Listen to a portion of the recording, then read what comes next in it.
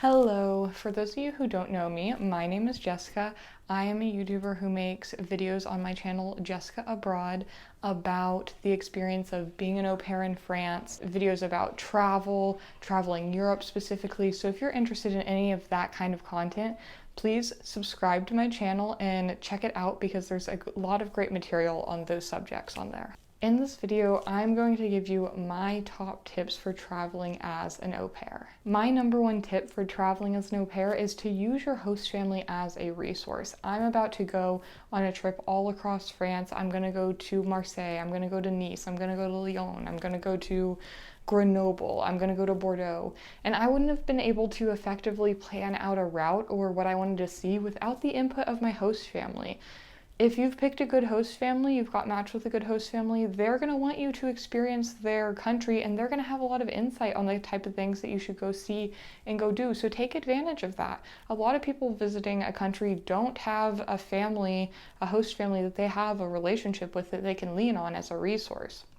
So definitely my number one tip is to talk to your host family about your travels, get their input on how you should travel, where you should travel.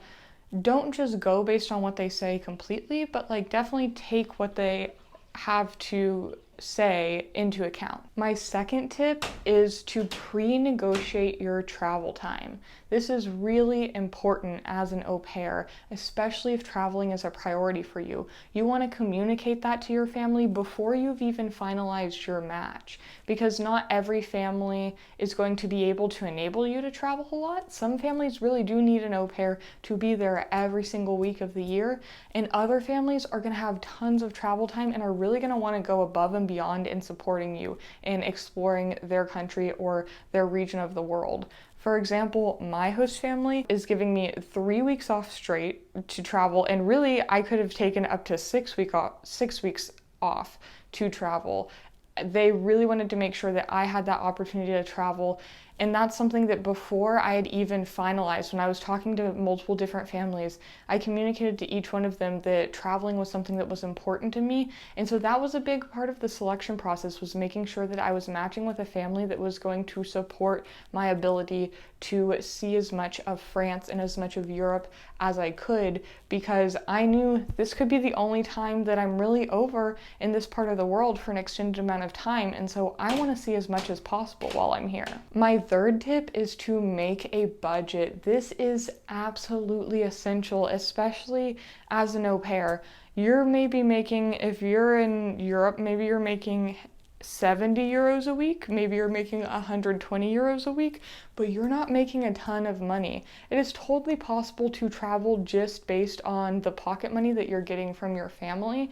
For me personally, I had some additional money that I had saved up beforehand because I really knew that traveling around Europe was something that I wanted to make a priority, but still, even throughout these last couple months leading up to this trip, I really don't spend any money outside of, I really don't spend any money at all because I don't need to as an au pair. So make sure that you're intentional about your savings, about your budgeting. There's lots of budget options, and go into the au pair groups like on Facebook, and if you're a part of any WhatsApp groups, and ask people's advice on inexpensive and good ways to travel. Look at the cost comparison between different types of travel too. That's a big part in sticking to your budget. Don't just assume that the train's always going to be the cheapest option. I feel like people don't, but don't just assume that flying is going to be the cheapest option. Oftentimes you can get a flight for 30 euros, whereas a train ride for the same route would be, 40 or 50 euros, depending on where you're going to. So look into all the different options.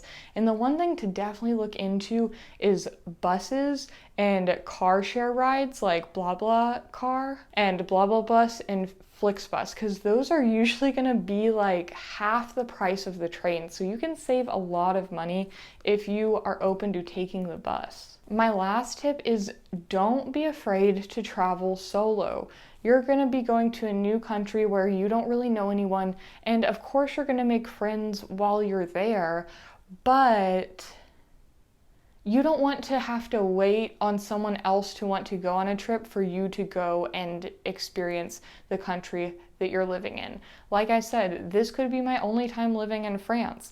I don't know, and so I have to take advantage of this opportunity, and that means that I can't just go to places that other people want to go. I have to take initiative and visit the places that interest me, even if there's no one else going there with me. I think that traveling solo also increases your sense of independence. And if you are a young female, as many au pairs are, and you're nervous about traveling solo, feel free to check out my channel, because as I'm going on this big trip around France, I'm going to be making a lot of videos about the experience of traveling as a solo female, how to stay safe, how to feel comfortable, how I meet people along the way.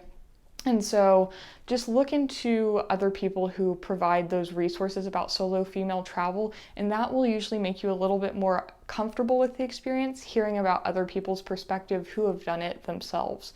But definitely don't write off solo travel. So those are my top tips for traveling as an au pair.